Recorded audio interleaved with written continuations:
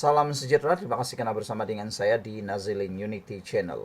Saudara, ini adalah keputusan terkini daripada UMNO BN terhadap kes Ismail Sabri Yaakob. Semalam ada satu pertanyaan besar, tanda tanya paling besar di dalam kepala para penganalisis politik, pengikut-pengikut politik Malaysia. Dua tanda tanya itu. Yang pertama ialah, adakah Ismail Sabri Yaakob akan dirihatkan daripada semua jawatan di UMNO?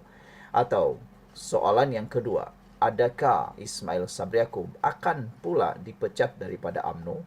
Dan soalan yang ketiga, adakah Ismail Sabri Yaakob akan keluar daripada UMNO?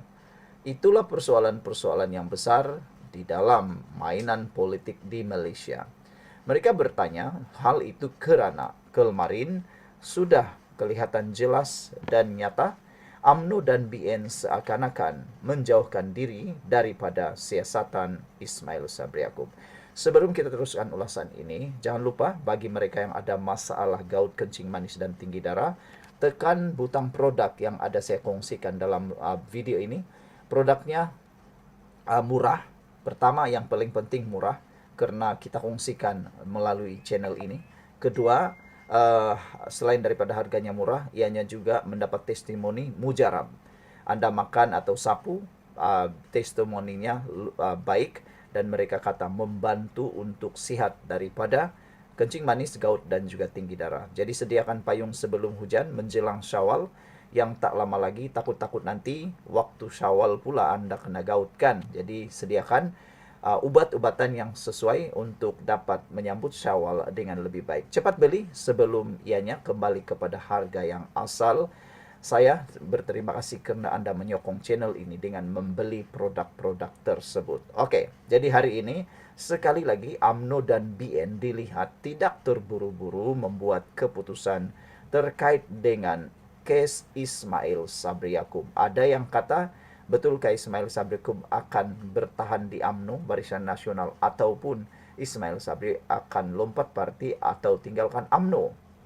Tapi UMNO tidak ambil keputusan terburu-buru. UMNO dan BN dijangka tidak mengambil langkah terburu-buru dalam membuat keputusan membabitkan isu Datuk Seri Ismail Sabri Yaakob bagi memastikan imej parti tidak tercalar dan terjejas.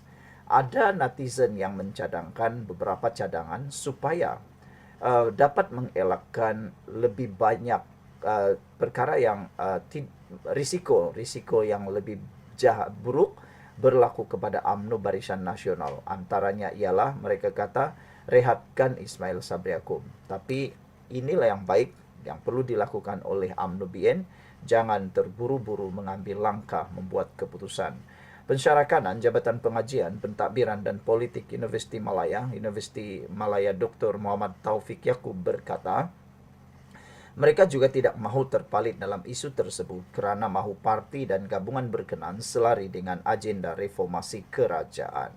Pada masa sama, langkah itu bagi memastikan parti berkenan kekal relevan bersama parti komponen kerajaan perpaduan yang telah lama memperjuangkan agenda ketelusan dan amanah.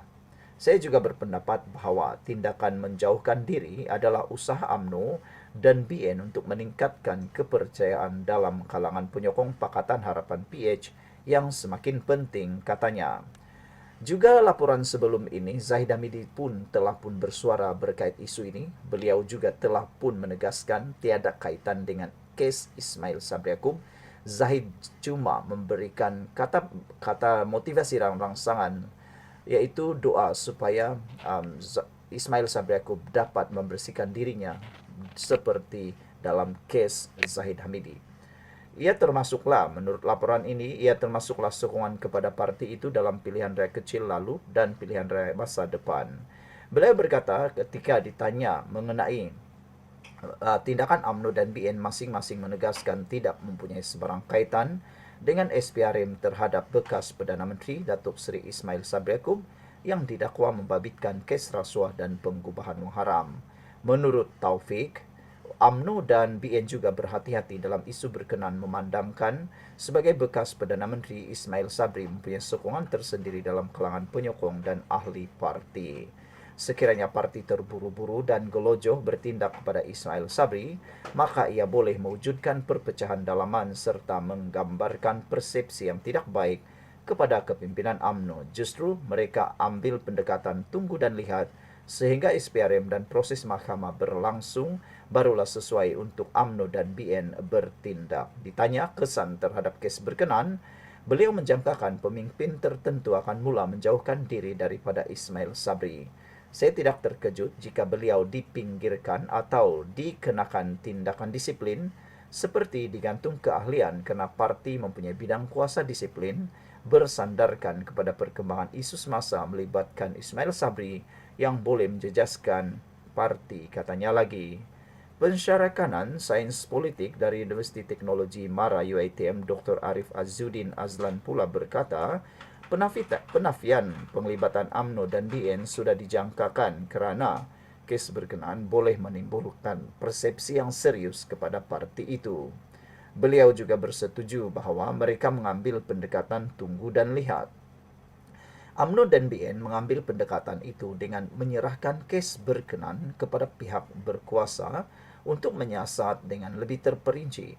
Jalan ini perlu untuk mengelakkan daripada berlakunya sebarang campur tangan politik yang tidak diingini, jelasnya lagi. Pada masa sama, Arif Aizuddin tidak menolak kemungkinan Ismail Sabri mungkin akan dipinggirkan jika menjadi satu liability politik kepada UMNO. Beliau juga melihat kes seumpama itu sebagai pencetus utama kepada kelangsungan politik Ismail Sabri dalam UMNO dan BN. Saudara, menjadi persoalan besar juga pada ulasan kali ini ialah apakah Ismail Sabri Yaakob kini menjadi liability, bebanan kepada UMNO? Kalau Ismail Sabri menjadi bebanan kepada UMNO, adakah sudah tiba masanya UMNO menggantung Ismail Sabri Yaakob dalam keahliannya kepada parti UMNO? Kerana menurut laporan ini, parti itu mempunyai bidang kuasa disiplin bersandarkan kepada perkembangan isu semasa melibatkan Ismail Sabri yang boleh menjejaskan parti. Jadi mereka perlu memilih mana satu yang akan memberikan musibah lebih besar atau risiko lebih besar, sama ada menggantung keahlian itu lebih besar ataupun membiarkan Ismail Sabri Yaakob dalam UMNO lebih besar kesan kerosakannya.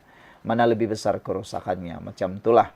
Kalau Ismail Sabri digantung keahlian hanya melibatkan kerosakan sedikit, mungkin itu yang akan dibuat. Tapi kalau melibatkan perpecahan dalaman dan boleh pula diputar spin oleh pihak pembangkang, itu adalah kerosakan yang besar. Jadi, betullah seperti kata penganalisis politik Malaysia, bijak pandai Malaysia ini, bahawa UMNO jangan terburu-buru, BN jangan terburu-buru dalam buat keputusan. Sekian dulu untuk kali ini. Jangan lupa tinggalkan komen Anda.